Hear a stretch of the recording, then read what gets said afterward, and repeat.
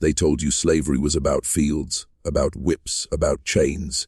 They told you about cotton, about sugar, about tobacco. But they left something out. They buried it in silence because it was too grotesque, too humiliating, too revealing of what this system really was. I am talking about breeding farms. Places where human beings were reduced not even to workers, but to livestock. Where the value of a man or a woman was calculated not by what they could harvest, but by what they could reproduce. Imagine a barn in Virginia in the 1800s, not filled with animals, filled with people, young girls trembling, strong men broken down, owners circling like butchers discussing hips, teeth, muscles, wums. Breeding farms were not a metaphor. They were not whispers. They were organized, systemic, and essential to the survival of slavery. The international slave trade was cut off in 1808. Importing enslaved Africans into the United States was outlawed. But the plantations demanded bodies. They needed labor. They needed growth. And when the ships stopped coming, the planters created their own supply through forced reproduction. Breeding was not a choice. It was not marriage. It was rape disguised as duty. It was the systematic pairing and repairing of men and women forced together under watch, like cattle, commanded to produce children who would be born into bondage. Babies became investments. Wombs became factories. Families were torn apart before they could even begin. And here is where I will ask you, not as a passive viewer, but as someone who dares to look at what history tried to bury. If you are hearing this, I want you to stop for a moment and comment the word unseen, because that is what this was, unseen, unspoken, erased, and yet it happened.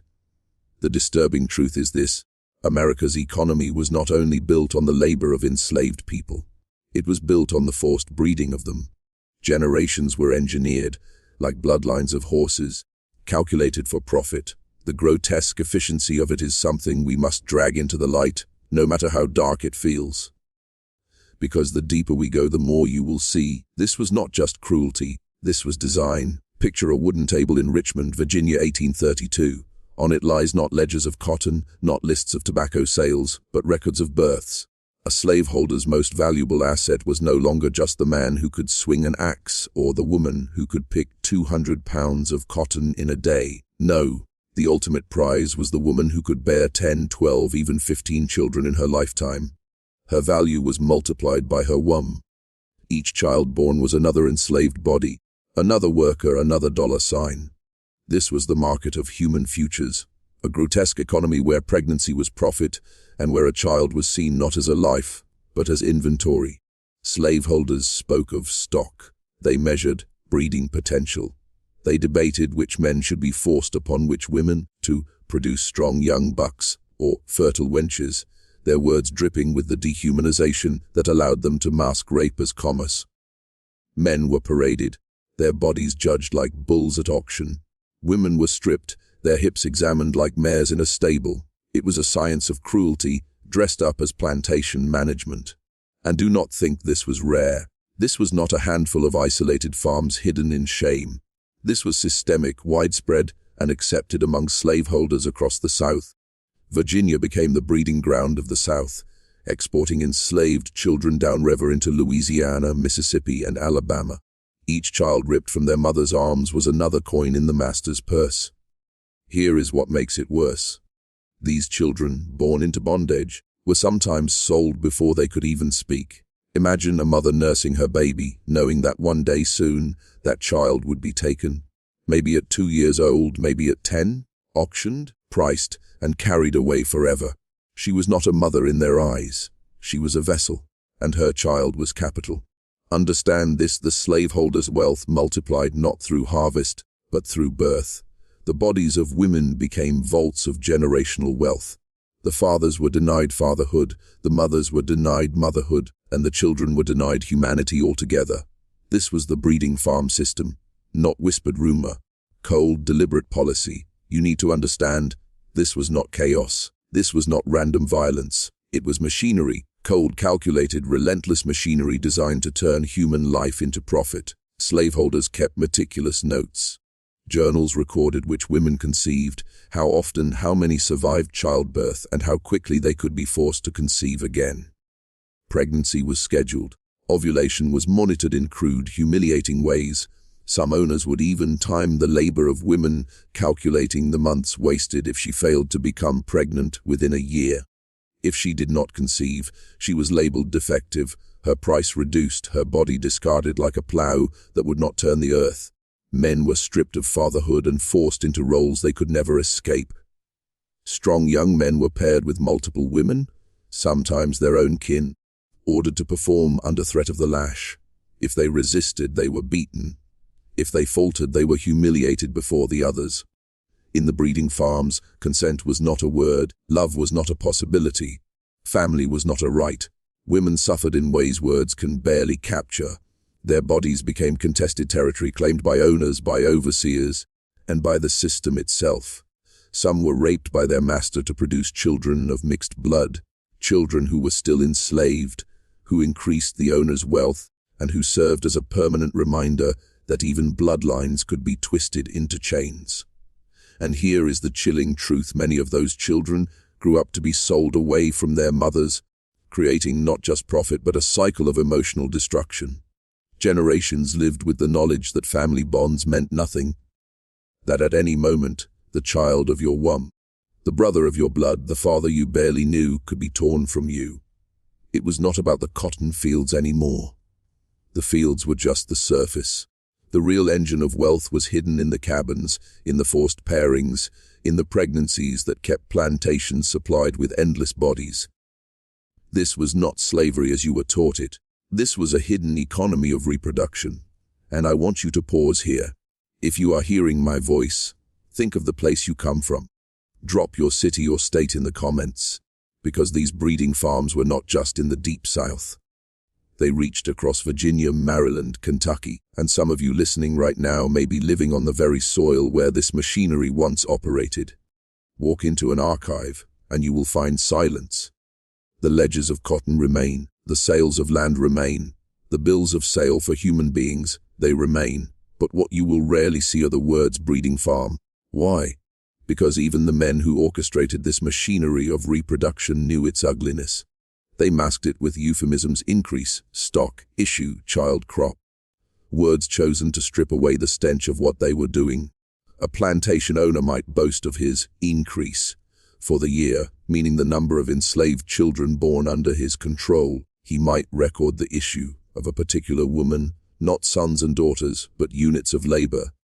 The truth was buried beneath numbers, beneath careful words designed to disguise the violence of forced pregnancy and generational rape. And yet, if you read carefully, you will see the evidence. A woman listed at 15 years old, and by 20 marked with 3 issue. A man noted for his breeding ability. Children catalogued like calves. The silence is not absence, it is strategy. It is the attempt of an entire society to cover what was too disturbing, too inhuman to say aloud. But history cannot be silenced forever. The descendants of these forced pairings walk among us. Their bloodlines carry the unspoken proof, and their absence of family records, the sudden breaks in genealogy, the missing fathers, the lost mothers, all point back to this system of hidden reproduction. Now, I want you to do something with me. Stop for a moment and type the word hidden in the comments, because that is what this was: hidden in plain sight, buried beneath polite language, erased from the textbooks, and replaced with stories of fields and chains. But if you follow the language, if you decode the euphemisms, you will see it. Breeding farms were the unspoken backbone of slavery's survival in America. When importation was banned, they ensured the system continued. When the world was changing, they anchored slavery in generations born into bondage. And when historians speak today, too many still glance over it, still hesitate to name it. But here, in this space, we will name it. We will drag it into the light, because silence is complicity, and the dead deserve more than silence. If you look at a modern map, you will not see it. You will see highways, suburbs, neat lines of property. But peel back 2 centuries, and the land itself whispers a different story. Virginia was the epicenter. The Tidewater region, the Shenandoah Valley, the rolling farmlands around Richmond and Petersburg, these became the landscapes of human reproduction. Maryland, too, with its sprawling estates, became a hub of forced breeding, because When the international slave trade was cut off in 1808, Virginia and Maryland already had large enslaved populations. The soil of Virginia was wearing thin, its tobacco fields declining. Plantation owners found themselves with a surplus of enslaved people, not enough fertile land to keep them profitably employed, so they turned those bodies into export. They became breeders, not farmers. Their cash crop was no longer tobacco, it was children. From Virginia, enslaved people were marched southward in chains, to Alabama, to Mississippi, to Louisiana. Some were sold at auction in Richmond, one of the busiest slave markets in America. Others were shipped by boat down the Chesapeake, then forced onto the Mississippi River system. Each body was profit. Each birth in Virginia was another sale in New Orleans. Picture it. The plantation houses of Virginia, their white columns gleaming, hiding behind them the dark cabins where women were forced to breed. Barns, pens, and small shacks that doubled as birthing rooms. Overseers keeping tally, ensuring the stock continued. And every few months, coffles of chained men, women, and children marched southward, leaving their birthplaces forever. These places are not myths. They are still there. Some have been paved over by highways. Some are buried beneath shopping malls. Some lie beneath farmland still tilled today. The land remembers, even when people do not. And here is where I need you to pause. If you are listening now, subscribe to this channel, because too many have silenced this history, and we are here to break that silence. Then, tell me where you are watching from. Drop your city, your state, because you may be living on land that once carried this machinery of human breeding. You may be walking streets paved over bones, over blood, over the cries of women whose names history erased. The geography is not gone. It is simply hidden in plain sight. Inside those compounds, there was a rhythm ordained by someone else. Morning roll calls, midday inspections, nights measured by the soft cries of women who had no right to answer. Enslaved women became calendars, their cycles noted, their fertile windows logged, their bodies monitored like weather systems. The masters and overseers kept charts. They recorded months, conceptions, miscarriages, and the dates of births as if tracking planting and harvest. A healthy pregnancy meant future value. A miscarriage meant a discount. A stillborn infant meant loss on a ledger and whispers about defective bloodlines. Doctors and self-styled scientists visited plantations. They offered crude examinations, prescriptions, and protocols designed to increase fertility and reduce infant mortality, not out of compassion but to protect investments. Tonics, special diets, and controlled rest became tools of profit. Women were given food intended to strengthen wombs, broths to restore bleeding, and sometimes harsh medicines that harmed more than healed. Midwives, often enslaved women with knowledge passed down through generations, tried to shield mothers with remedies from their own culture, but their practices were surveilled and sometimes replaced by the masters' imposed medical regimes. Pregnancies overlapped. Mothers were expected to return to labor quickly, sometimes weeks after delivery. Nursing did not guarantee reprieve. Instead, it shortened the interval before the next forced conception. The logic was brutal and efficient. Fewer months spent breastfeeding meant more months producing new workers. Women who resisted were punished.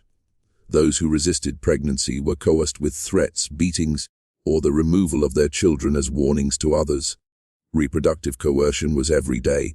It was a policy enforced by men who understood biology enough to weaponize it. Imagine the terror of giving birth in a place that sees your newborn as a commodity. Imagine the suffocating knowledge that a baby you rock today might be taken tomorrow. Mothers learn to love cautiously, to hide attachments, to numb themselves against the inevitable loss. Children learned early that their existence was precarious. Bonds frayed under the weight of constant threat, leaving scars that could not be named. This system turned intimacy into labor, and the most intimate parts of life became public property. The body was the battlefield where slavery asserted itself most intimately, where control reached inside skin. Here, beneath polite plantation facades, the reproductive violence of breeding farms carried on, unstoppable and unseen by society. Resistance inside breeding farms took shapes history often ignores, not grand battles or open revolts, but small, relentless defiance. A look withheld, a birth secretly named, a lullaby sung in a language the master could not understand. These acts were not symbolic, they were survival. They were the only ways enslaved people reclaimed what the system tried to steal: selfhood, a claim to dignity. Women who bore children in those compounds developed methods of protection. They hid infants in laundry, in baskets, beneath quilts when sale day came near. They whispered genealogies into young ears so that, if separation came, the child would still know roots. Midwives passed knowledge like contraband. Instructions on how to delay conception, manage miscarriages when pregnancy risks were too high, soothe a fever without the master's medicine. These were not simply traditions, they were strategies for survival. Men resisted in quieter ways that still struck at the breeding logic. They refused overseers' pairings. They feigned impotence, disabled themselves where they could, reported injuries, or staged outbursts that made owners see less profit in forcing repeated pairings. These acts of defiance cost lives. Punishments were severe, yet persistence disrupted the plantation calculus in ways ledgers rarely show. Families, such as they were permitted to exist, formed networks across plantations. A midwife in one compound might coordinate with a washer in another to smuggle messages about impending sales. They used market days, river ports, and the noise of harvest seasons to conceal plans, exchanged tokens that kept memory alive. Sometimes these efforts succeeded, sometimes they failed, but each attempt added pressure to the system, a human friction that could not be fully calculated. If you are listening now, subscribe to this channel, because these stories matter and those in power still prefer silence. Then tell me where you are watching from. Drop your city, your state. Your location ties you to the land and to the history we unearth together. The quiet revolts of breeding farms were not merely reactionary. They were creative. They rewired intimacy into resistance. In the next section we will meet individuals whose small rebellions rippled outward, changing the fate of dozens. Their names were often erased, but their actions remained, stitched into quilts and hummed in lullabies. History tried to erase them, but some stories burned too bright to disappear. In the archives, in oral traditions, in fragments whispered down through generations, we catch glimpses of people who refused to be reduced to stock, who fought back inside the breeding machine. There is the tale of a woman known only as Dinah in plantation records from Maryland. The ledgers noted her as having failed to increase for 3 consecutive years. But the truth whispered in the quarters was different. Dinah knew how to control her own body. With herbs gathered from the edges of fields, with knowledge carried from African grandmothers, she delayed conception, refusing the master his profit. Each year she bought herself more time, more freedom of her womb, more silent rebellion. Eventually she vanished from records, either sold dead or escaped. But her defiance remained, carried on by others who learned from her. Another fragment tells of Isaac, a man forced to father children with multiple women on a Virginia estate. He resisted not by open refusal, which meant death, but by passing strength to the children he was forced to leave behind. He carved small wooden tokens, initials, marks, symbols, and hid them in the cabins of the women. Those tokens followed the children when they were sold, silent reminders of who their father was, silent proof that he existed. For the system that thrived on erasing family, Isaac's tokens were sabotage, seeds of memory planted in hostile soil.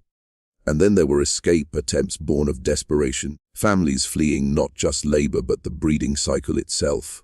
Mothers carrying infants through swamps, fathers risking dogs and bullets, all to escape the fate of watching children turned into saleable issue. Some were caught, punished, broken. Others disappeared into the north, into free black communities, their bloodlines surviving to this day. These are not myths, they are fragments of truth stitched into memory. And here is where I turn to you. If you are still with me, type the word resist in the comments. Because resistance was not just revolts on fields, it was not only Nat Turner or uprisings. It was also wombs reclaimed, children remembered, fathers refusing erasure. Breeding farms wanted silence. But silence cracks when memory refuses to die. If you follow the money, you will see the truth. Breeding farms were not isolated acts of cruelty carried out by a handful of planters. They were woven into the fabric of America's economy. Every child born in those shacks of forced conception was not just another body in the fields. It was capital, collateral, and investment. Banks in the North and South financed the expansion of plantations. They accepted enslaved people, including infants, as security for loans. An enslaved woman of childbearing age was worth more because she represented future growth. A bank officer might never set foot on a plantation, but his profit depended on the continued birth of enslaved children in Virginia and Maryland. Insurance companies, too, saw opportunity. Policies were written on human lives, calculating payouts if a worker died, but also adjusting premiums for women likely to breed. The cold mathematics of actuarial tables were applied to WUMs. In the smoke-filled rooms of northern offices, enslaved people became numbers, just as they were in the ledgers of southern slaveholders. And Wall Street. Traders sold securities backed by the labor of enslaved people. Bonds tied to plantations carried the hidden weight of babies not yet born. Investors in New York, Boston, and London reaped dividends that were fertilized by the forced pregnancies of women who had no voice, no choice, no reprieve. Imagine the grotesque irony: men in suits sipping brandy, speaking of returns. While on the ground in Virginia, women screamed through childbirth, overseers pressed for quick recoveries, and infants were catalogued like livestock. Profit was written not only in ledgers but in blood and bone. This system thrived because it was invisible to most. Farmers and planters rationalized it as necessity. Bankers framed it as commerce. Politicians avoided naming it, hiding behind talk of property rights and state economies. But beneath their words lay a truth too disturbing to speak. An entire financial network was built on the backs of women forced to reproduce. And here is where I stop and ask you, subscribe to this channel, because the deeper we go, the more we uncover what they tried to erase. Then tell me, where are you listening from? Your city, your state? Because finance was not Southern alone.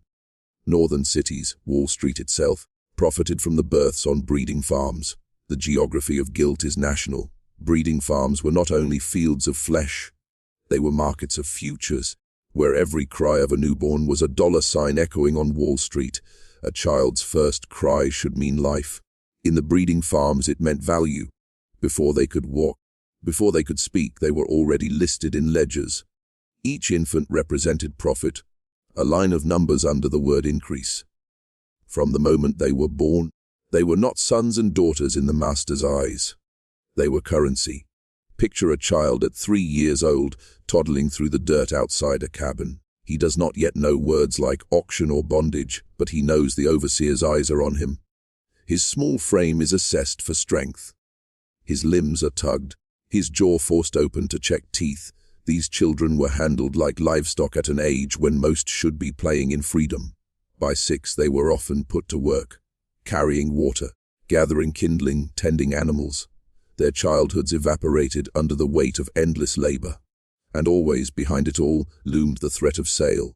A child could be torn from its mother's arms at any moment.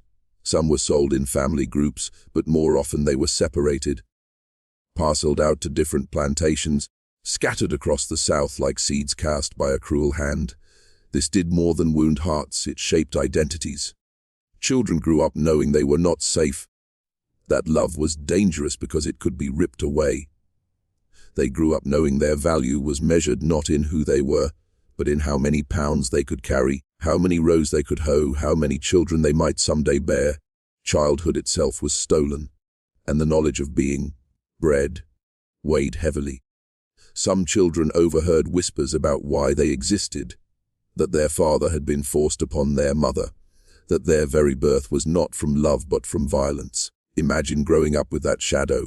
Some internalized shame, others grew fierce, determined to survive no matter what, but all carried scars. Even today, genealogies are broken because of it. Family trees of descendants contain abrupt silences, missing fathers, vanished mothers, unexplained gaps where stories should be. That silence is not chance. It is the echo of breeding farms. Children were never meant to be property. But here, in the darkest corners of slavery, they were stripped of childhood, stripped of humanity, and transformed into investments before they knew their own names. Every cruelty needs a shield. For breeding farms, that shield was law. Legislators in state assemblies and in Congress did not merely allow this system, they fortified it. They wrote codes that defined enslaved people as property, not persons.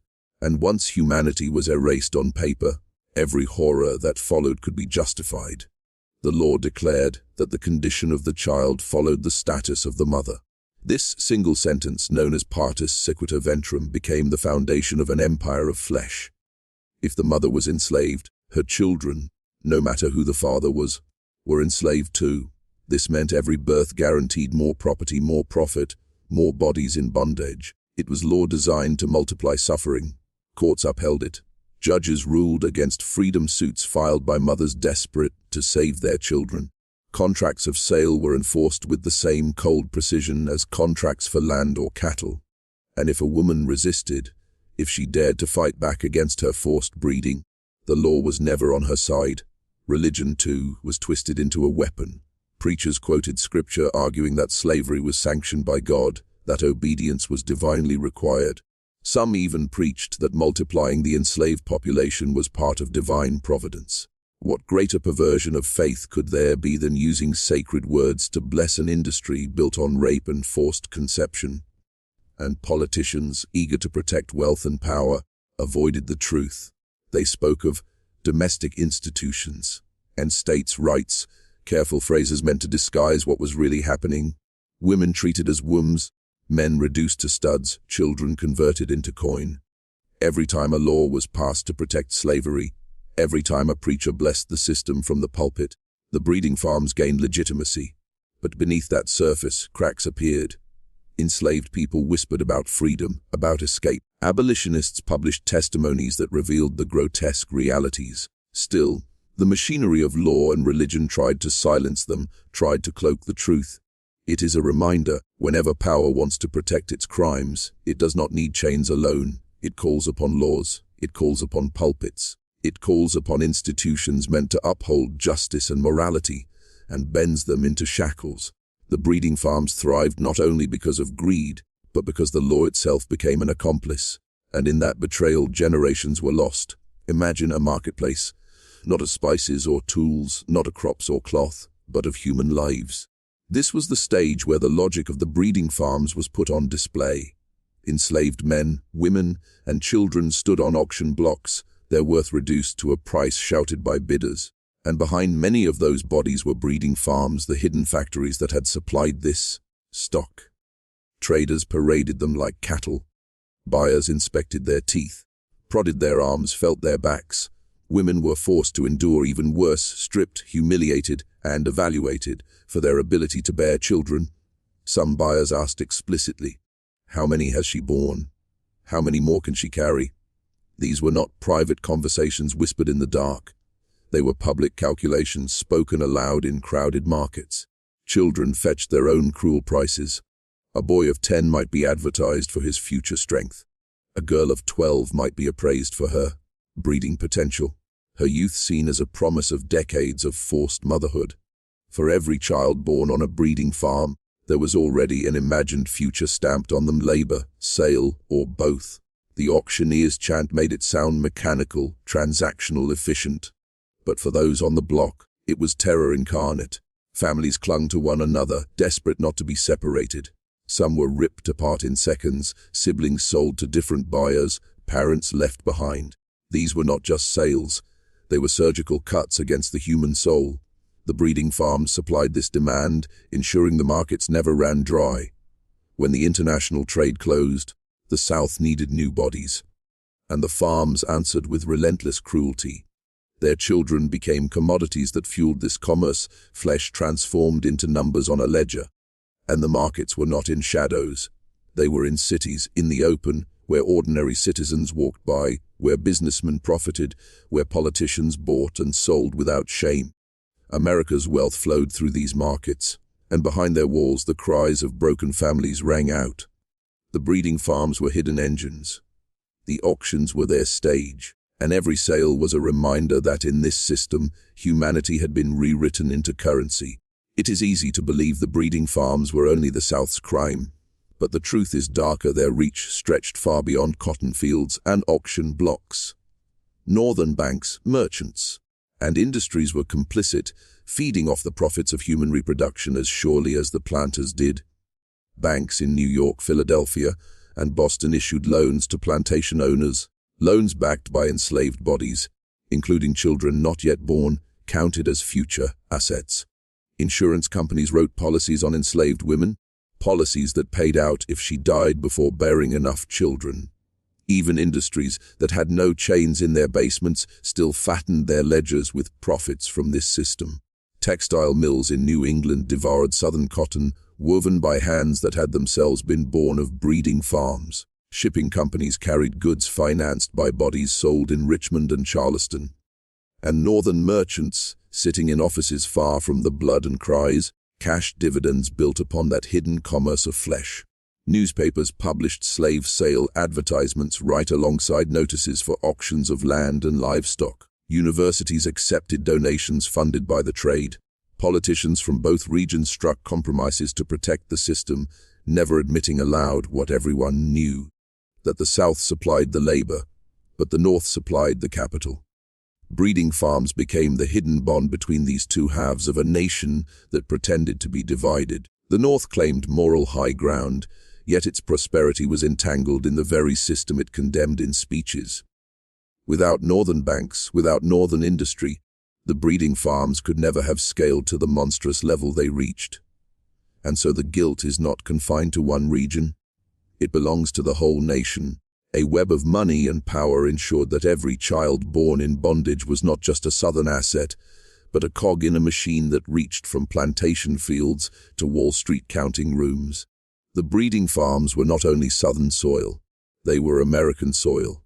No image captures the cruelty of breeding farms more than the mothers who bore the weight of it all. Their bodies became the battlefield where profit was harvested. Their wombs were turned into factories, their pregnancies tracked like seasons, their births recorded not as miracles but as production reports. For many women, conception was not the result of love, it was the consequence of force. Sometimes by the hand of their master, sometimes by an enslaved man chosen for strength, sometimes by repeated pairing with strangers under orders. They had no power to refuse. Every violation reminded them that their bodies were not their own. And when a child came, the joy of birth was strangled by dread. Would this baby remain with her, or would the infant be sold before its first words? The bond between mother and child was laced with terror. Mothers nursed their infants knowing they might not watch them grow. They taught lullabies in whispers, uncertain if they were singing to a future they would ever see. The grief of loss was constant. One day a child was at the breast, the next day gone, sold to another plantation, another state, another life.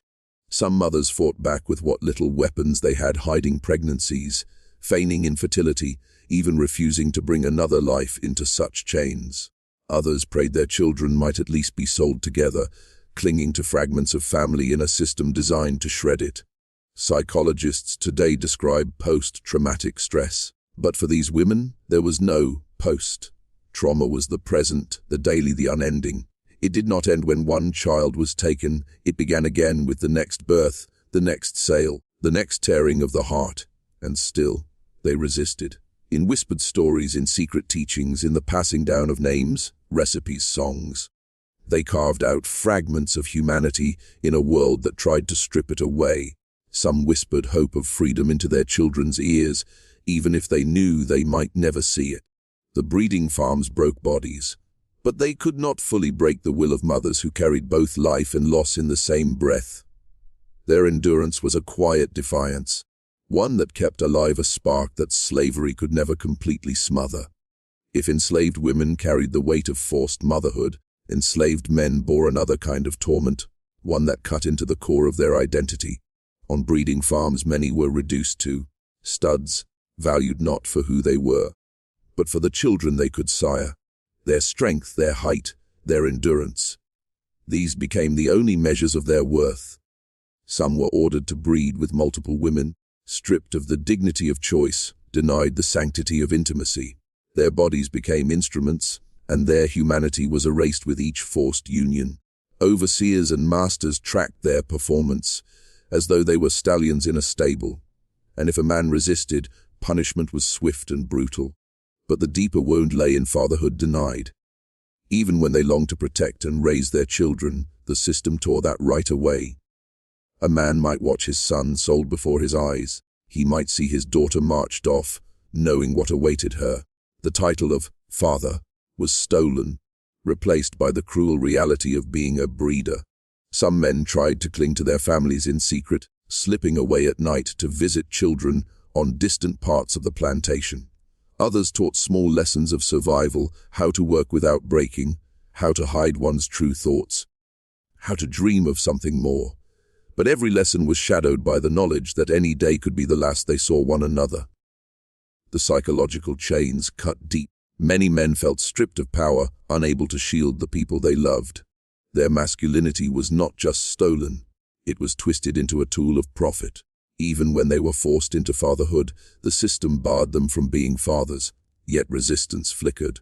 Some refused to comply, facing whippings rather than obey.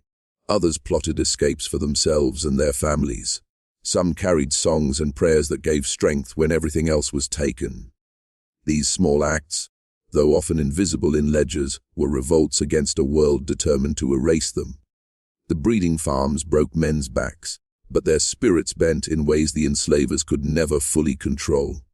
In the silence of night, in the glance exchanged with a child, in the hushed promise of freedom, fatherhood survived if only as a spark, and that spark mattered.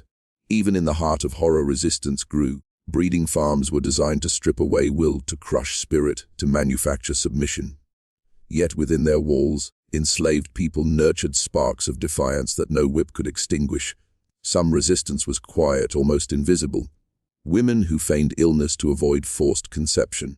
Men who refused to perform when ordered, taking the lash rather than surrendering their dignity. Mothers who taught their children secret names and family histories so that identity could not be erased by a bill of sale. These acts, small in the eyes of overseers, were in truth monumental. Each one said, "You will not fully own me." Others resisted through sabotage. Tools broken, crops ruined, tasks slowed. Each act chipped away at the machinery of profit.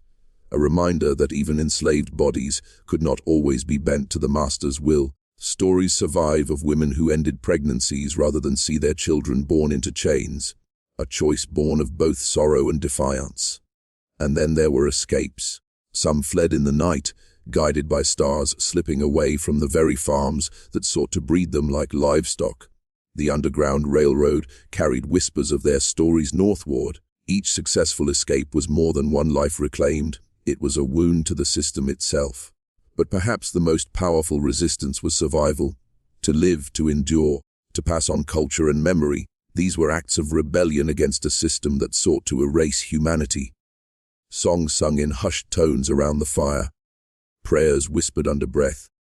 Folktales of freedom passed to children. These were not mere comforts, they were blueprints of survival. Enslavers believed breeding farms were machines of absolute control. Yet the very people they tried to reduce to flesh and numbers carried within them an unbreakable truth that identity, memory, and spirit cannot be fully chained. Every act of defiance, whether silent or loud, planted seeds that would one day grow into the demand for freedom. And when emancipation finally came, it was not just granted by law. It was claimed through the courage of countless acts of resistance, born in places where hope was never supposed to survive. When emancipation came, it did not arrive like a sunrise. It came like a storm, sudden, disorienting, leaving ruin and revelation in its wake. For those who had endured the breeding farms, freedom was both deliverance and devastation. Men and women walked out of bondage carrying scars too deep to measure. The chains were gone, but the memories remained. The children lost to sale, the partners torn away, the assaults that had left their bodies broken. Some stood on soil they had never been allowed to own, unsure where to go. Others set out in search of loved ones, beginning desperate journeys across states, following rumors, chasing fragments of hope. The newspapers of the time were filled with lost friends, ads, mothers searching for sons, brothers for sisters, husbands for wives. Families tried to stitch themselves back together, but too many pieces were missing. A woman might find that the child she once nursed was now a grown man who no longer knew her face. A father might discover his daughter had been sold so young that she barely remembered his name. And the wounds were not only personal, they were societal. Generations had been shaped by the logic of breeding farms. where women were reduced to wombs, men to studs, and children to assets. Even free, those identities clung like shadows. How do you rebuild trust in family when family itself was systematically destroyed? How do you raise children with hope when your own childhood was stolen? The promise of land and opportunity was often a lie. Freed people were pushed into sharecropping, debt, and poverty, systems that chained them in new ways. The wealth built from their stolen births and stolen labor remained in the hands of those who had enslaved them. And the nation, though freed of slavery in law, was not freed of the mentality that had justified breeding farms in the first place. Yet still, there was resilience. Communities formed schools, churches, and networks of care. Formerly enslaved mothers and fathers, even carrying unimaginable grief, tried to give their children the one thing they themselves had been denied: a chance at childhood, a chance to choose love, rather than have it dictated by force. Freedom was never simple. It was messy, incomplete, haunted. But for those who survived the breeding farms, it was also a chance to speak truth at last. A chance to say, we were never property, we were never livestock, we were always human. Freedom did not erase the breeding farms. Their shadows stretched into Reconstruction, haunting every attempt at rebuilding. The South lay defeated, but its ruling class clung to old ways of thinking. Where they once forced women to bear children for profit, they now wrote laws to trap those same families in cycles of poverty. Black codes and vagrancy laws criminalized freedom itself. Formerly enslaved men who dared to seek independence were arrested and leased out for labor, a new form of bondage. Women were pressed into service as domestics, often under the same men who had once controlled their wombs. The system had changed its face, but not its essence. The breeding farms left more than scars on bodies. They left broken genealogies, fractured families, and a culture of control that Reconstruction could not heal. White supremacist groups rose from the ashes, terrorizing communities, burning schools, lynching men who tried to claim the dignity of fatherhood stolen from their ancestors. The ghosts of the breeding farms marched in the night, dressed in hoods and carrying torches. And yet, in defiance, black communities built. They raised churches from the ground, founded schools, and carved neighborhoods where family and identity could finally take root. But every step forward was met with violence, as if the very memory of the breeding farms demanded that black families remain broken. The breeding farms had been dismantled, but the mentality of control, of reducing black life to profit or threat, endured. It slithered from plantation ledgers into laws, from auction blocks into courthouses, from overseers' whips into vigilantes' nooses. The nation had ended slavery, but it had not ended the logic that gave rise to its darkest corner. When the nation told its story of slavery, breeding farms were rarely mentioned. Plantation tours spoke of cotton and tobacco, not forced pregnancies. Schoolbooks reduced the horror to vague phrases like domestic slave trade. Even in abolitionist accounts, the full brutality of breeding was often left in the shadows. Why?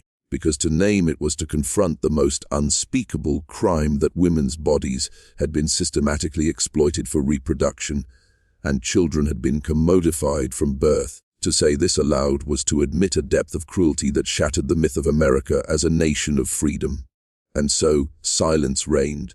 Generations grew up without knowing that their ancestors had been born on farms not for crops but for people. Families tried to trace roots and found only ledgers, sales receipts, or nothing at all. The absence itself was a legacy. But silence cannot bury truth forever. Oral histories carried whispers. Descendants told stories that had survived in fragments. And historians began to dig, piecing together records, uncovering the commerce of human reproduction that had been deliberately hidden. The breeding farms were not an anomaly. They were a system, and silence became its last defense. To speak of breeding farms is to walk into pain. For descendants, it is not just history. It is blood memory. It explains why surnames vanish in family trees, why fathers' names are missing, why mothers carried sorrow they never spoke aloud. Memory is heavy because it carries both survival and loss. It carries the knowledge that ancestors endured what no human should, and that their endurance made the present possible. But it also carries the grief of lives stolen, of children erased, of futures traded on auction blocks. Communities keep this memory alive through song, through story, through rituals of remembrance. The spirituals sung in churches are not just hymns. They are echoes of resistance, born in the shadow of breeding farms. Each note carries centuries of endurance, and memory demands more than mourning. It demands confrontation. It forces us to ask who profited, whose institutions were built on these bodies, whose wealth still rests on the backs of those children born in bondage. To remember is to resist silence. To carry memory is to refuse erasure. The breeding farms were not random cruelty. They were calculated economics. Each enslaved woman was a producer. Each child born was capital. The system did not simply exploit labor. It manufactured labor at its source. This was capitalism in its rawest form, where bodies were inventory and reproduction was profit. A man was measured by how many children he could father, a woman by how many she could bear, and a child by how much labor or price they could one day yield. The farms were factories, and the product was human life itself. And those profits did not vanish with emancipation. They flowed into estates, businesses, banks, and universities. Generational wealth in America has roots in these farms. Mansions, endowments, fortunes. Many stand today because children were once catalogued and sold like livestock. The economics of erasure means this truth is buried, because to acknowledge it is to question the very foundation of American prosperity. Walk through any great American city, its banks, its railroads, its universities, its grand estates, and beneath the stone lies the blood of the breeding farms. The wealth extracted from women's bodies, from children's cries, built more than plantations. It built a nation. Every ledger that recorded a child's birth as increase was also a building block of commerce. Cotton-fed mills in the north, sugar-fueled markets in Europe, and the breeding farms ensured that the supply of enslaved labor never ran dry. The nation did not stumble into this. It chose it. It profited from it. It wrapped cruelty in law, in scripture, in economics, and called it progress. To say America was built on slavery is true. To say America was built on breeding farms is truer still. SSCTION 23 echoes in the present. The breeding farms are gone, but their echoes linger, in broken genealogies, in systemic inequities, in the criminalization of black parenthood, in the generational trauma carried silently through families who still feel the weight of an unspoken past. Even today, debates over reproductive rights, family separation, and racialized poverty cannot be understood without this history. The logic that once treated black women as wombs for profit still lurks in policies that police their bodies. The denial of fatherhood that once stripped enslaved men of family persists in systems that target and incarcerate black men disproportionately. The breeding farms are not just history. They are a mirror, and the reflection is uncomfortably close. To tell the story of breeding farms is to force a reckoning, not just with slavery, but with the deliberate machinery of human exploitation that went beyond chains and labor. It was the theft of love, of family, of reproduction itself. It was the attempt to rewrite humanity into currency, and yet, through all of it, the enslaved endured. They sang, they prayed, they resisted.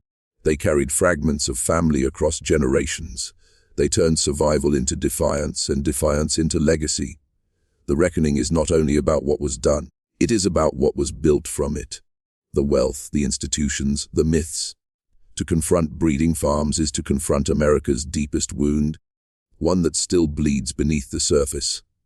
The question is whether we will turn away again, or whether we will finally look into that wound and speak the truth without flinching. Because the story of the breeding farms is not only the story of slavery, it is the story of survival against a system that sought to erase humanity itself. And in remembering, we do more than honor the past. We reclaim the humanity that was always there, burning unbroken, unextinguished.